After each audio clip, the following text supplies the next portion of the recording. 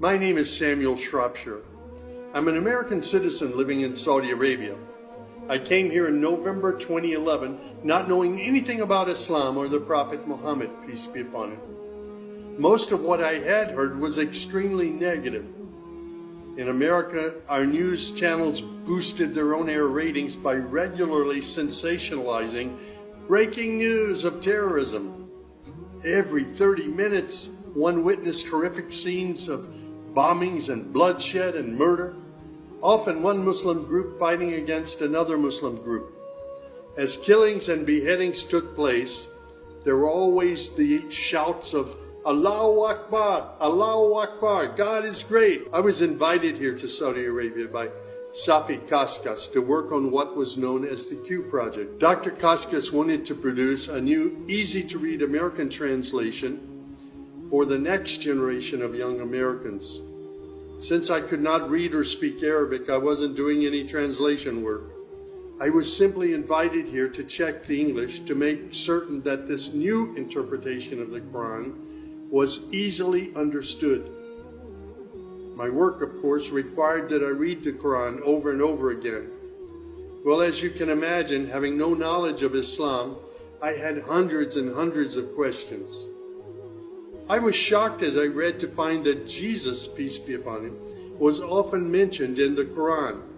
Jesus was presented as one of the greatest prophets. And even the story of the virgin birth was mentioned there.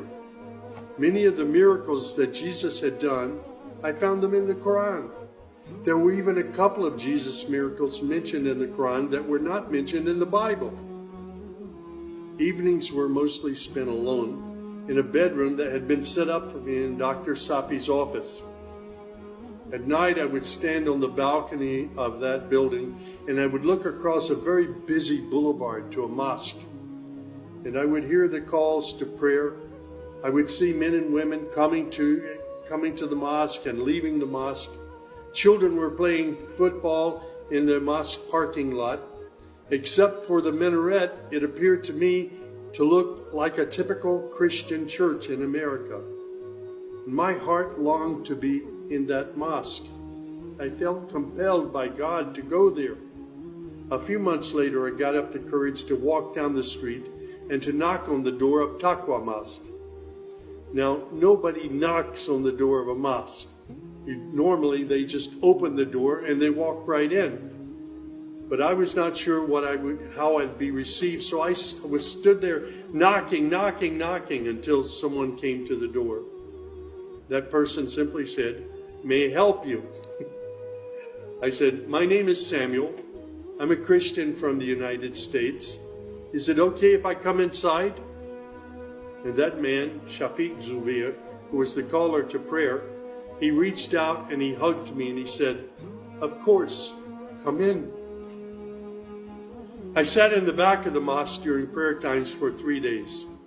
I didn't understand what was going on. I saw men standing, bowing, putting their heads to the floor as the Imam led them in prayer. I had little knowledge about what was happening, but I felt God's presence in that mosque. And the men of Taqwa Mosque were so friendly to me. After 3 days, I asked Shafiq if he could teach me the first surah of the Quran, Al-Fatiha. This was a necessary element in praying the 5 daily prayers. I was memorizing sounds, but I didn't know what the sounds meant. So I started comparing them with an English translation I had, and I realized that there was nothing in Al-Fatiha that was inconsistent with Christian teaching. There I read the encouraging words that God was the most merciful, the distributor of mercy and forgiveness.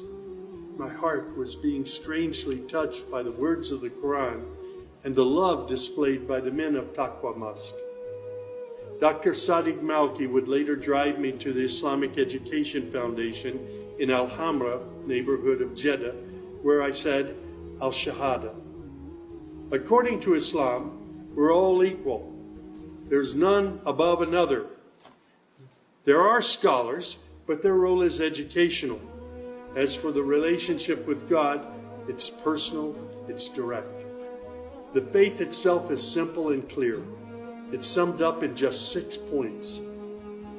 There is one true God who is unlike any other being. He is neither born nor does he give birth. He has neither spouse nor offspring. Nothing is comparable to him. He's all-powerful. He knows everything perfectly. He is the most merciful. Secondly, a belief in angels who are indeed the servants of God. They obey God's bidding and they do whatever they're commanded to do. They don't have any free choice. Thirdly, there's a belief in divine revelations. Islam acknowledges that God revealed scriptures including the Torah, the Gospel, the Psalms. However, down through the ages, many of these divine revelations had become distorted and somewhat corrupt. The Qur'an, which also contains God's revelations, is intact. It hasn't changed from the very beginning. The Qur'an, which also contains God's revelations, is still intact in its original form. Fourthly, there's a belief that in all earlier prophets and God's messengers, not just Muhammad. They believe in Abraham and Isaac and Moses and Jesus and hundreds of other prophets. They believe that the prophets were the best of mankind. Muslims believe in the last day. That's to say, this includes the belief in all that God and His messenger have told us about, what happens after death, including recording of good and bad deeds, the resurrection and the gathering of all creatures, the reckoning that will take place on the great judgment day, the prophet's intercession, as well as heaven and hell. Man's ultimate aim will be to save himself on that day. Muslims believe in the divine destiny of predestination.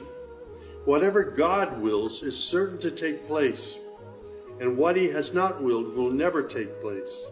This present life is a test for man, and man should endeavor to pass this test. These tenets of faith appeared to me entirely consistent with human nature. And then I asked, how can one become a Muslim? My search showed me that one needs to fulfill 5 specific duties, which are called the pillars of Islam. These are: first, a declaration to believe and to say verbally, I witness that there is no other deity other than God, and that Muhammad, along with all the other prophets, is God's messenger. Prayer is an important part of a Muslim's life. Muslims seek to maintain the 5 daily prayers. These are spread out over the day and night. Thirdly, there's the zakat. 2.5% of one's property is an obligatory charity, provided that one owns more than a certain threshold and holds it for a year. Then there's fasting. Fasting is an important part of the Muslim's life. Muslims fast throughout the month of Ramadan. They do this every year, abstaining from all food, drink, and sex, from dawn till sunset. One must also refrain from futile arguments and quarrels and forbidden things. The month provides a unique spiritual uplift for all Muslims. Then there is the pilgrimage or Hajj. This is performed in Mecca and its surrounding areas. It's a duty to fulfill this pilgrimage once during one's lifetime, provided that one is physically and financially capable of doing so. People often ask me, Sam, how did you become a Muslim? In the church was a library, and in that library were children's books. One of the books my mother got over and over again was called The God of Abraham. In that book were beautiful color photos of camels and deserts. She would read me the story of Abraham, how he was commanded by God to leave his mother and father because they were worshiping idols. She would pause and she would say, Sammy, you always have to pray to the God of Abraham. There is only one true God, the God of Abraham. My commitment to God has been strong and enduring since my younger years. And now I have found absolute peace in Islam, in a faith that I once thought was hostile. I found friendship and hope amongst a fraternity of other Muslim brothers and sisters. I have found a family of believers.